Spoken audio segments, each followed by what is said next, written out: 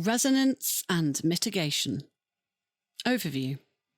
During the summer solstice, the Imperial Conclave upheld 2 declarations of concord that related to the use of Imperial enchantments.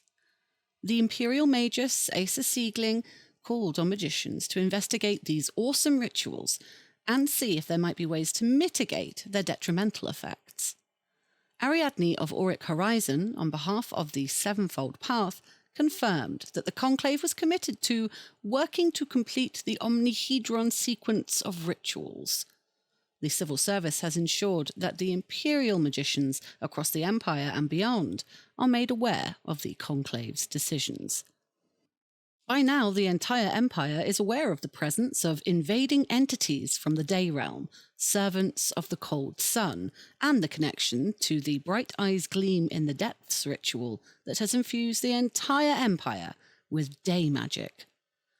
This raises significant debate about Imperial magicians as to whether the Conclave is right to continue to pursue this experiment. Do the benefits of powerful resonances of the Day Realm balance out the loss of life that's ensued with the arrival of the murderous heralds? Might they have appeared even without performance of the ritual? Is this an isolated and unfortunate incident that could not have been avoided? Mitigation. Imperial magicians are interested to know what steps the Conclave plans to take to mitigate the problems caused by Imperial enchantments.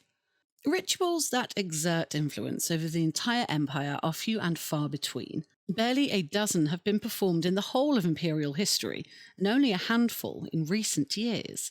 While some of the more subtle effects seem to have had uniformly positive effects, the focused night magic ritual performed during Autumn 379YE that inspired Imperial artists, for example, most have presented challenges to Imperial citizens as well as opportunities. The bounty of the brilliant broker offered significant boons to trade and mining, but also harmed farms and forests due to the dissonances of autumn magic.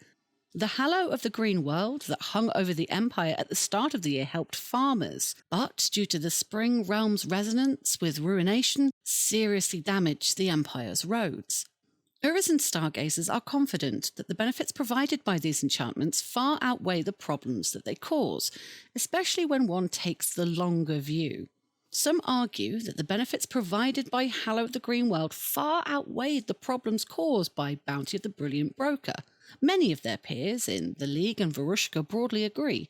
Both nations have experienced only minimal negative effects from the Imperial enchantments. But even here, there are some who question whether all these rituals are a wise idea. Was the magical tempest of 384 really worth the boons it provided? Scholars in other nations are not so sure. Marcher, landskeepers and threshers in particular are very concerned about damage inflicted on the Empire's farms by the catastrophic magical storms, then by the Brilliant Broker ritual. Highborn magicians query the wisdom of using rituals that all focus the attention of inhuman forces on the Empire and make it significantly easier for them to influence Imperial citizens. It's almost impossible to maintain a vigilant watch over the regio of the Empire when Imperial enchantments are regularly opening new ones. Those Navarre Vates who maintain their own vigil, watching for signs that Imperial magicians have succumbed to the kind of hubris that destroyed Taruniel, have expressed significant concerns about what motivates the Conclave to take this stance.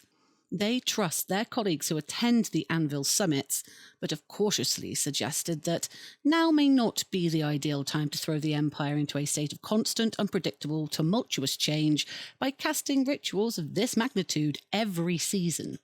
There's also more than a little trepidation in many quarters about the fact that the next ritual in the sequence, assuming the Conclave is following the order suggested by Align the Celestial Net, is likely to see the Empire aligned with the Winter Realm.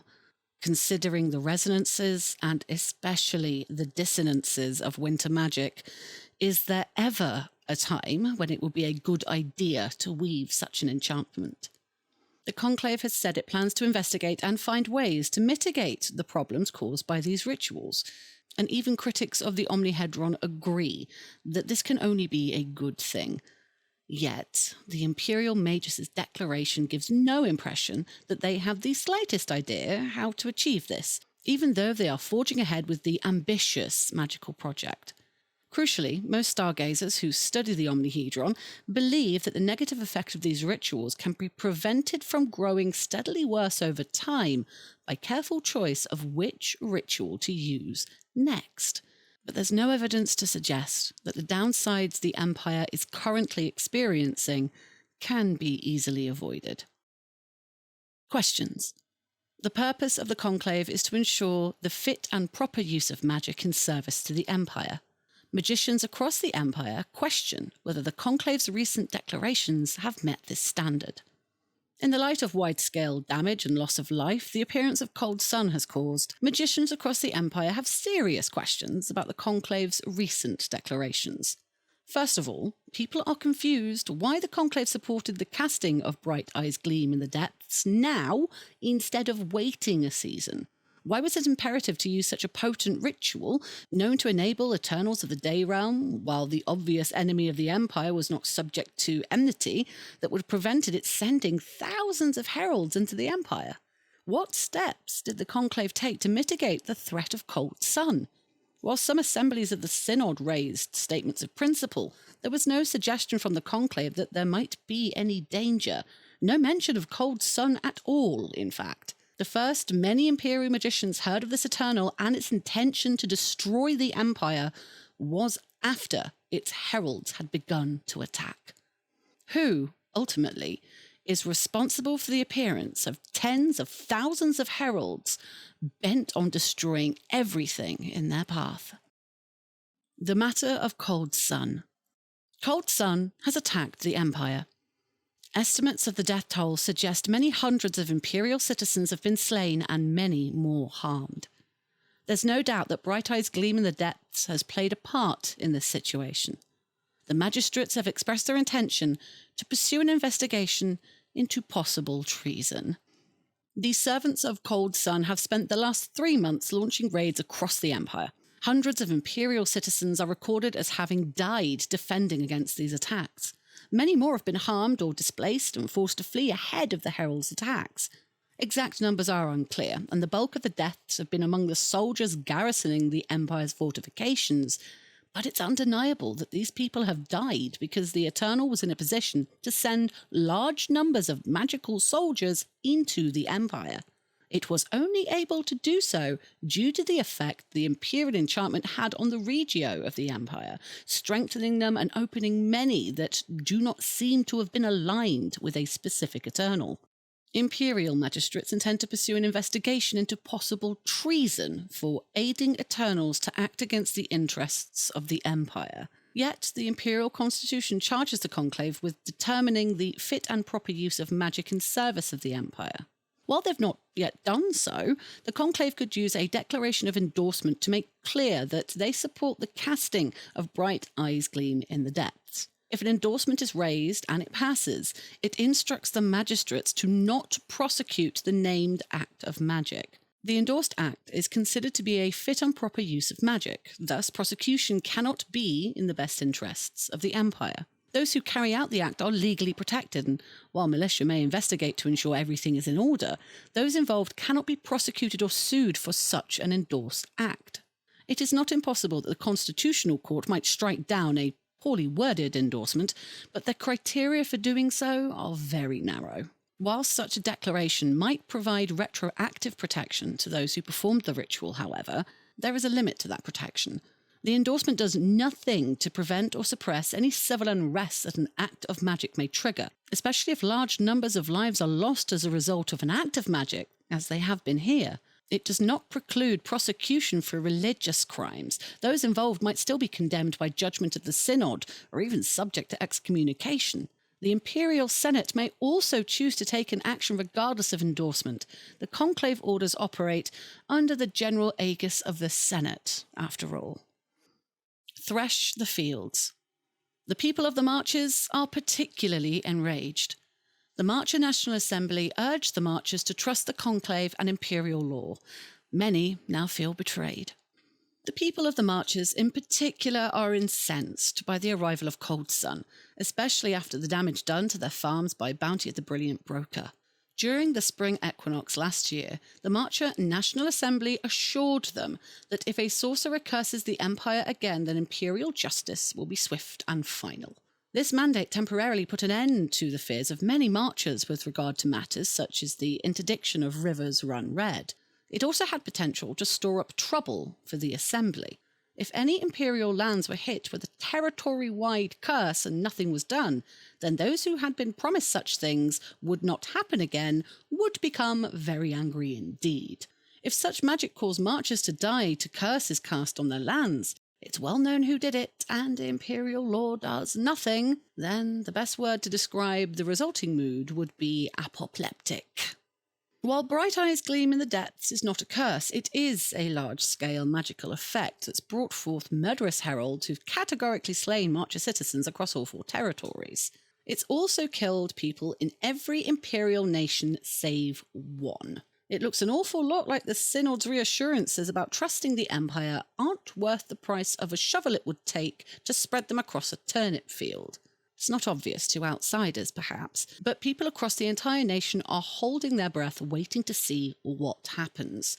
Nobody is taking any precipitous action right now because they're waiting to see what happens as a consequence of this devastating magic. But if nothing is done, the results are going to be far-reaching. Maybe, some of them whisper, Bushel Sykes was right to say the Empire doesn't respect the Marchers. Right now, the Marchers are waiting to see what happens during the autumn equinox. In the event that the Empire does nothing, however, the situation is going to deteriorate very quickly indeed. The prevailing opinion is that if the Empire will not prevent incautious magicians killing their people and blighting their crops whenever the mood takes them, and if the National Assembly is just so much hot air and imperial apologism, then they need to take matters into their own hands. If the Imperial Senate won't listen to their legitimate concerns about unbridled magic, maybe it's time to make them listen to the one thing they care about: money. There is a quiet upswelling of support for the idea that if the Senate won't or can't prevent sorcerers doing whatever they want, then what do they pay their taxes for? It's not clear exactly what the Marchers want here, but the threat to withhold their taxes is a serious one. Not everyone would participate, of course, but the Marcher territories are reasonably rich despite their recent troubles. And if the situation dragged on, it's entirely possible their examples would begin to spread to other lands, potentially crippling the imperial treasury.